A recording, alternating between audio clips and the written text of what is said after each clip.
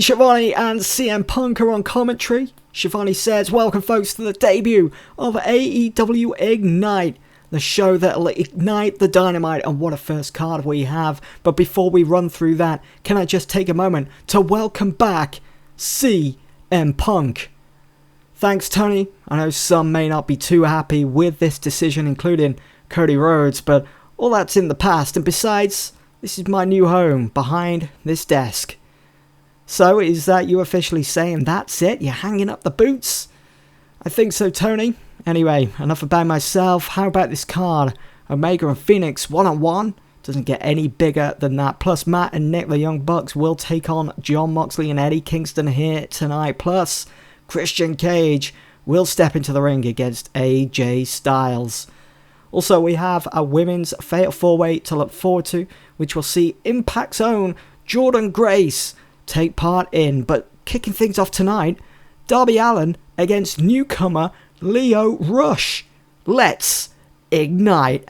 So yeah, we're going to be seeing some new faces here on this edition of, well, this first edition of AEW Ignite. Jordynne Grace from Impact, and also Lio Rush, who was a free agent.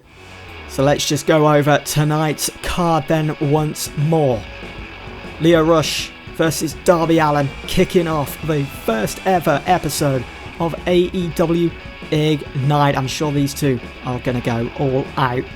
Also, for the first time in AEW, Christian Cage and AJ Styles both step into the ring for their debut against one another. What a history these two have also. And there is a Fatal 4-Way women's match. Jordynne Grace against Mickie James, against Toni Storm, former AEW Women's Champion, and Riho. And the Young Bucks will face the team of Jon Moxley and Eddie Kingston. Wild Things. It's a non-title match, and it was the EVP's choice to put this one together. And the main event will see AEW World Champion Kenny Omega step into the ring against one half of the Lucha Brothers in Rey Fenix. It's a strong card, so let's get to it. Darby Allin makes his entrance and then waits in the ring for his opponent, and all he was told was that he'd be facing a newcomer here in AEW, and it's Lio Rush. Lio Rush is all elite, and he walks out the tunnel to a huge ovation from the crowd. We get a 68 for this segment. Lio Rush debuting here in AEW. He's not going to be just stuck on the one brand. We're going to be seeing him across Dark, Dynamite. It's going to be open to everyone, really. And I've decided to not have a separate title. I just want the AEW World Championship, the Tag Team Championships, and the TNT title as well. Darby Allin and Lio Rush get the show off to a strong start with a 71. Darby Allin does go over, so Lio Rush loses his first match. Darby Allin winning within 11 minutes 18 after a coffin drop, but you can see Dustin Rhodes was the road agent. There was an awful gimmick there for Lio Rush, which was a bit disappointing to see, and of course both faces. I did have it at high spots. I wonder if we had that at Steal the Show or Work the Crowd, maybe it would have been a lot higher.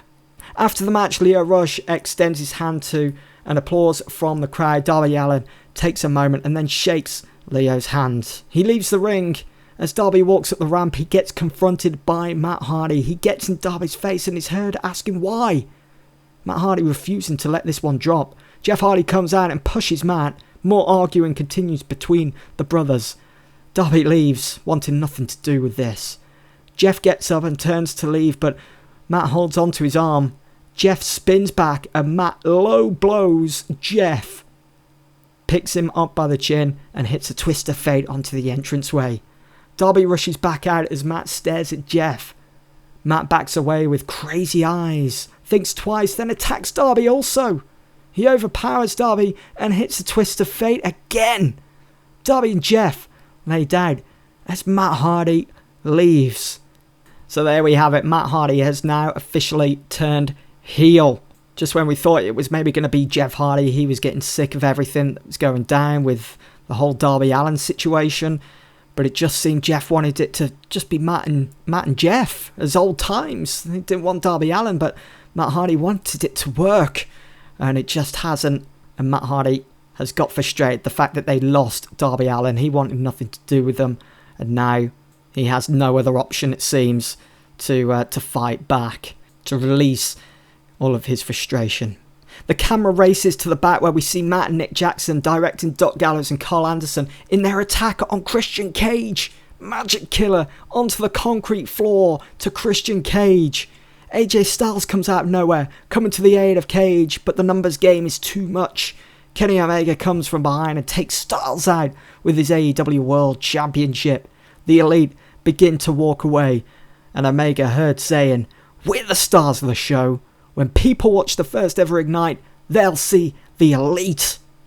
They leave as officials come to the aid of Cage and Styles. Funny story here, I did actually forget that when I signed Styles and Cage that I only signed them to A shows and pay-per-views, not B shows. So we're not going to see Cage and Styles. But it's played nicely with the Elite acting as heels at the moment. Up next was the Fatal 4-Way Women's Division match. In a decent match, it is Jordynne Grace that defeats Toni Storm, Mickie James and Riho. Grace pinning Riho with a fall from Grace. And it's nice to see that Grace putting in a 14-9 there. Toni Storm with a 57. We need to see more of Toni Storm, don't we? After she dropped that women's title.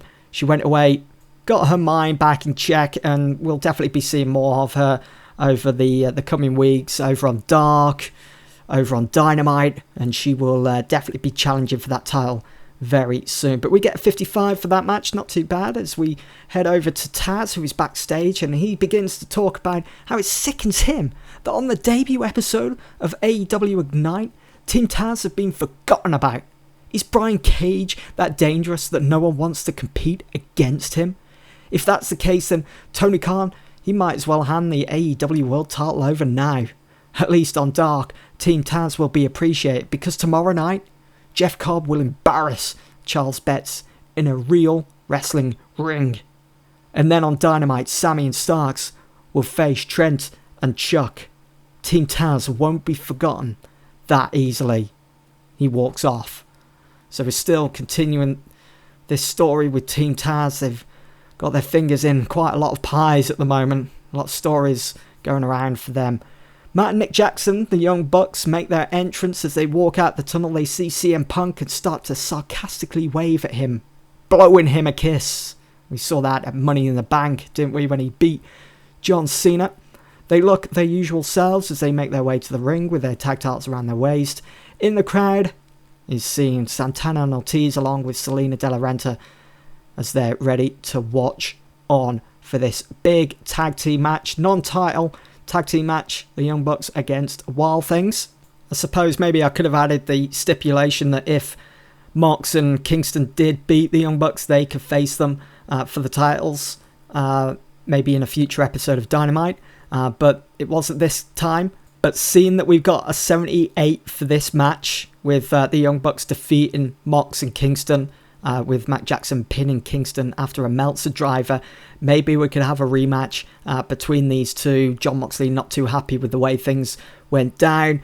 Maybe there was a bit of cheating there. Ooh, but actually, if it was a Meltzer driver, that meant that the Young Bucks both were involved in the finish of this match. I don't know, maybe we can pull a bit more yarn out of this tale. We'll just have to wait and see. The match got the crowd buzzing. Well, it's all about what happened next. As Matt and Nick Jackson celebrate, it gets cut short as both Tama and Tanga rush out, sliding into the ring. Matt and Nick exit quickly. Tama grabs a mic and requests a match at Dynamite this week. No more beating around the bush, no more playing games. It's time to step into the ring and be men. Matt and Nick respond with a shrug and a shake of the head, saying it's not happening. They leave. As they walk past CM Punk, they stick their middle fingers up at him. Tama and Tanga watch them go. As they turn around, Dax and Cash are there, and they attack, just like they did the other week on Dynamite. Tanga gets tossed to the outside, and Tama falls victim to the big rig. Dax and Cash aren't messing around. Being a part of Pinnacle, we saw what happened the other week. We saw that showdown with MJF and Kenny Omega when Don and Omega said, well, keep attacking the Bullet Club for all we care. And maybe Dax and Cash, getting a little annoyed with this, dancing around with the Elite and also the Bullet Club. I mean, at the end of the day, they are the pinnacle. A quick look back at last week's Dynamite, which saw Tommy End debut by attacking Cody Rhodes, who just retained his TNT title against Lance Archer. What's the meaning of this attack? We'll hear from Tommy End on Dynamite this week, maybe explaining his actions, why he has decided to show up here in AEW on Dynamite, and why he decided to attack the TNT champion, Cody Rhodes. Up next, Kenny Omega makes his entrance alongside Don Callis, who holds Kenny's AEW World Championship. Kenny is acting cocky as he makes his way to the ring. He's certain he's already won. He tips his imaginary hat towards CM Punk as he walks past, goading him. But Punk rises above. We did see that first ever showdown between Omega and CM Punk quite a while back now. I think it was episode 32 of Dynamite. Obviously things didn't go down well there between with CM Punk and his Culture Shock and the Elite. But our main event tonight, Omega against Rey Fenix in an exceptional match. Omega defeats Phoenix in 25 minutes after a one-winged angel.